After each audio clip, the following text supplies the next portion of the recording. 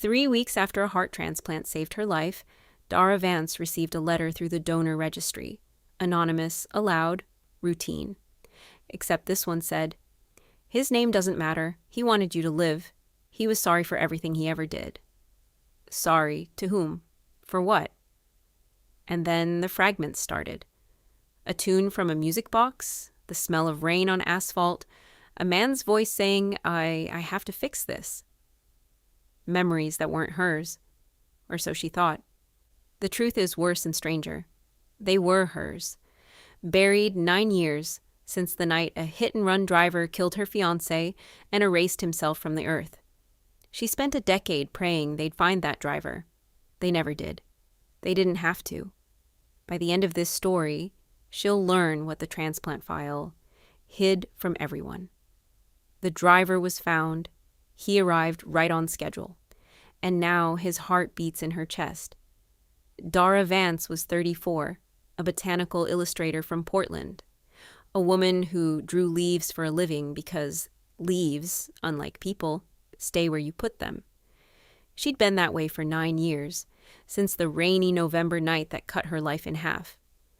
She and her fiancé, Nick, had dinner at a little Italian place called Carbone's. Anniversary, 2 years together, the good wine. Driving home at the intersection of Fremont and 33rd, a car doing 60 came through the cross street and took the passenger side off their world. Nick died before the ambulance arrived. The other car stopped for maybe 10 seconds. Dara, half conscious, remembered brake lights and rain, and a door opening. And then it drove into the dark and was never seen again. No plates, no camera, no arrest. For 9 years, the case sat in a drawer with 10,000 others, and Dara sat with it. She remembered almost nothing of the night itself. A head injury, the doctors said. Trauma does that. Just fragments that came in the wrong order. A tune, brake lights, a voice. The police called it dissociative amnesia. Dara called it the fog. She learned to live inside it. Then her own heart betrayed her. Cardiomyopathy, the kind that puts 33-year-olds on transplant lists. She waited 11 months, dying politely, while her father, Dr. Alan Vance, a retired cardiac surgeon with more connections than humility, made phone calls he would later describe as inquiries. On a February morning, the call came, a heart, young, strong, perfect match. Donor. Male, 31, cause of death, withheld, as always. The system is built on anonymity. No names, no families, no stories. A heart is just an organ. Until the letter arrived. The registry allows one anonymous letter each way, screened, forwarded, bloodless. Dara's donor family wrote, "His name doesn't matter. He wanted you to live. He was sorry for everything he ever did." Sorry for everything he ever did. That's not a letter to a stranger. That's a letter to a creditor. Dara did what she did with everything. She drew it. The fragments that had been getting louder since the surgery. A music box tune, 8 notes circling, the smell of rain, brake lights, a voice through fog saying, "I have to fix this. I have to fix this." Her transplant team said vivid dreams were normal. The steroids, the trauma, the ICU. But these weren't dreams. They were arriving in daylight. At the transplant support group, recipients on one side of the room, donor families on the other. A parish of the repurposed. Dara noticed a woman who didn't fit either side. 60-ish, gray braid, hands that twisted a handkerchief into rope. The woman watched Dara the entire hour. Not the way people watch, the way people listen. Her name was Willa Marsh. Her son had died in February. She didn't say how. And when she finally approached Dara in the parking lot, she said something that made Dara's new heart stutter like a faulty engine. "Would you let me listen to it? Just once. I have a stethoscope in my car." She had a stethoscope in her car. Who carries a stethoscope to a support group? Who knows, in a room of 30 transplant recipients, exactly which chest holds her son? Dara said no, politely, shaken. and drove home with the fragments louder than ever, and one new question that wouldn't shut up. Anonymity is the whole system.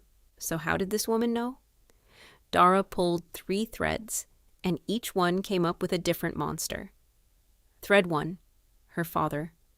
She confronted Dr. Alan Vance about those inquiries, and he cracked like an old beam. Yes, he'd called colleagues. Yes, he'd pushed. I'd have burned the whole system down to keep you on this side of the dirt, and I'd do it again. Was the heart bought? No, the match was clean, the registry confirmed.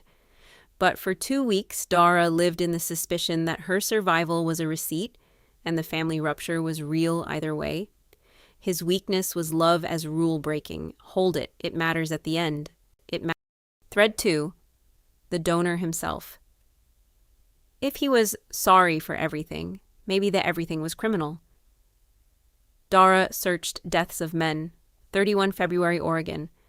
She found him on the 3rd night.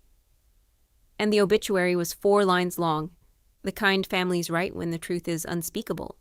Owen Marsh, beloved son, died suddenly. She found the rest in older archives, 3 rehabs by 28, a decade of falling down and standing up, and a final police blotter entry. Deceased at scene, self-inflicted. Owen Marsh had died by suicide. A man who'd been apologizing for something his whole adult life finally ran out of road. And thread 3, the one that snapped the story in half. Owen Marsh's employment history. 9 years ago, age 22, he'd worked as a bartender at a little Italian place called Carboni's, the restaurant where Dara and Nick had their anniversary dinner, the restaurant where a young bartender had served them the good wine. The music box tune, Dara found it on an old review of Carbonese, mentioned in passing. The antique music box behind the bar plays an endless circling waltz. 8 notes. Circling. Her fragments weren't messages from a donor heart, weren't steroid dreams, weren't anything mystical at all. They were memories of November 14th, 9 years ago, her own, waking up. And they were waking up now because her brain had finally been given the one piece of the night it had always been missing. The face of the man who served them the wine. Dara drove to Willa Marsh's house with the obituary in her hand, and she didn't knock politely. What happened in that living room took 4 hours, and we'll take it in order because order is the only mercy available. Owen Marsh, 22, had worked a double that November night, served Dara and Nick their anniversary wine, watched them leave happy. Then he'd close the bar, drank. He always drank after shifts. It was the only way he could sleep. And drove home through the rain. At Fremont and 33rd, doing 60, he ran the light and hit a car carrying 2 people he'd just wished a happy anniversary. He stopped. He got out. He stood over a dying man and a half-conscious woman in the rain for about 10 seconds. Long enough for a half-conscious woman to hear a voice say, I have to fix this. And then Owen Marsh got back in his car and drove away and spent the next 9 years dying about it in installments, the rehabs, the relapses, the jobs lost, the friends lost, the mother aging a year per month. He never told anyone. He confessed to it exactly twice. Once in the suicide note Willa found on the kitchen table. And once, Willa's voice broke here. Every night of his life, out loud, in his sleep. And the note. The note is why you're hearing this story, because Owen Marsh wrote, in his final hour, I killed a man 9 years ago and left a woman alive in the rain. Her name was in the paper once. I never forgot it. If there is a way, any way, for the worst part of me to do one good thing for her, let it. She deserved better than that night. She did nothing wrong.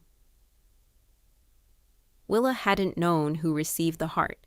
She'd begged the transplant coordinator, a kind woman named Priya whose weakness was that compassion always outranked protocol. And Priya, breaking every rule of her profession, had told her. That's how a mother knew which chest to listen to. That's how the letter found its way to exactly the right stranger. Owen Marsh, dead at 31, had spent his final months donating, volunteering, registering, a man trying to repay a debt.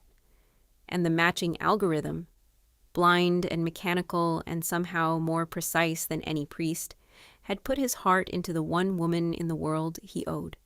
Dara sat in that living room with her enemy's heartbeat thudding in her ears, and said the sentence she'd driven over to say, "He killed the love of my life, and now I can't even hate him without hating what's keeping me alive. What am I supposed to do with this?" Willa's answer was the note's last line. She'd memorized it. She said it like a prayer. She did nothing wrong. Dara, that's the part I need to ask you about, because Owen underlined it 3 times. And here the story turns its final corner, and it's the cruelest one, because the fog had been lifting all week, and that night, in Willa's living room, the last fragment came home. Not Owen's memory, hers, dinner at Carbone's, the good wine. 2 glasses. She'd told the police 9 years ago that she'd had none. She did nothing wrong.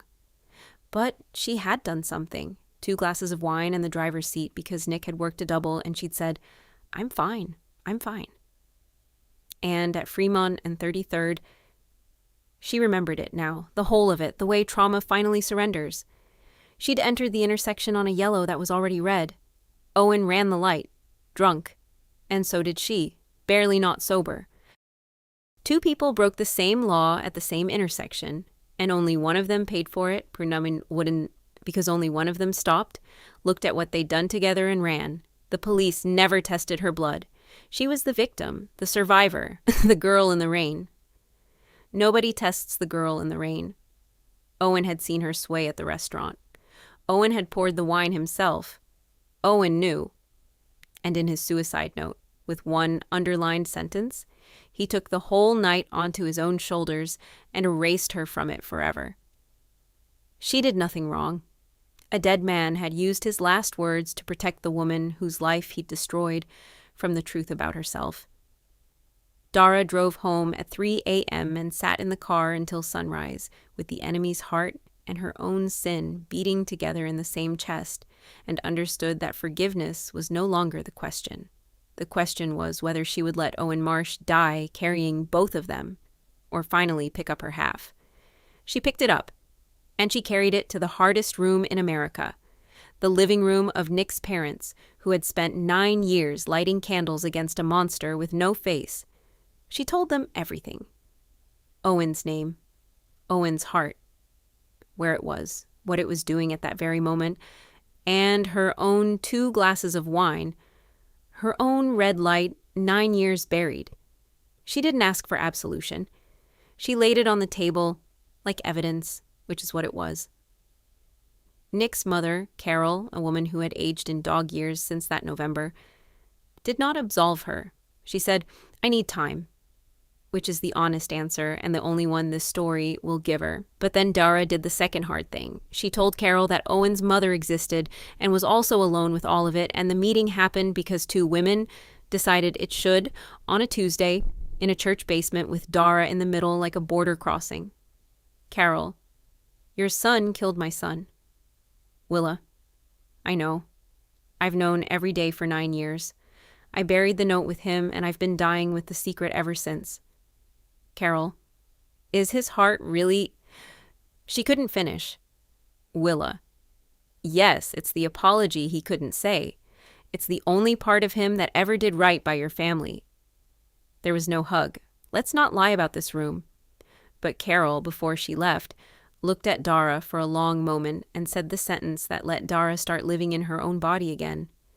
You both ran a light. He ran from it, and you ran toward it for 9 years. I'm not ready to forgive either of you, but I believe my son would have. She paused at the door. Take care of that heart.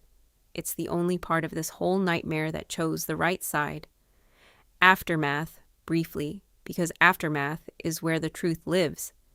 Dr. Alan Vance, the father who'd have burned the system down, stood in Dara's kitchen after everything came out and said, I pulled strings to put that man's heart in you. The universe used my corruption to deliver justice. I don't know whether to apologize to you or to it. Dara told him, neither. Just don't pull them again. He teaches ethics now, which tells you everything about Dr. Alan Vance. Priya kept her job, barely. And her breach of protocol sits in this story where it belongs. Wrong by the book, right by the heart, and I'm not going to settle that one for you. Willa got her stethoscope moment. It happened at the first-year anniversary in a park, and it lasted about 90 seconds. And when she lifted her head, she said only, "It sounds like him, stubborn." And Dara. Dara speaks now. Victim impact panels, the rooms where drunk drivers have to sit and listen. She tells both truths every time, the whole equation. I lost my fiancé to a drunk driver. I also drove that night after 2 glasses, and I let a dead man carry my share for almost a decade. Both of those facts ride in the car with you. So when you leave here, count the glasses. Count them for the people you'll never meet, in the car you'll never see coming. And every year on the Transplant anniversary, she mails Willa Marsh a small audio file, 30 seconds. No words. Just her heartbeat, recorded on her phone. The heart of a man who spent 9 years paying for 10 seconds in the rain, still paying, still stubborn, in the chest of a woman who finally picked up her half of the night. The only letter that never needs words. We like our stories with a monster and a victim, clean as surgery. But here was the truth at Fremont and 33rd. 2 people ran the same red light, and luck, not virtue, decided which one became the monster. Owen spent his life paying for 10 seconds and fled the bill every night until it killed him. Dara spent 9 years as the innocent and had to trade that innocence, the most precious thing grief gave her, for the truth. And the heart that everyone wanted to make mystical, was just a muscle, doing its job, indifferent to whose sins it carried. That's the lesson. The organ doesn't remember. We remember. Guilt is not in the blood. It's in the telling. So tell it. Whatever you're letting a dead man carry for you, whatever fog you're calling amnesia, pick up your half. It's lighter than you think. It only feels heavy because it's true. 3 questions for the comments. First, Owen hid Dara's share of the guilt in his suicide note. Was that his final act of love, or one last act of control over a night he had no right to own? Second, Dara confessed her 2 glasses of wine to Nick's parents, knowing it would burn her victimhood to the ground. Brave honesty or selfish unburdening on grieving people? And third, could you live with it? Waking up every morning with the heart of the person who destroyed your life beating in your chest? Forgive it, hate it, or learn to call it yours? Tell me below. I read every comment, and the most honest ones become next week's story. Subscribe.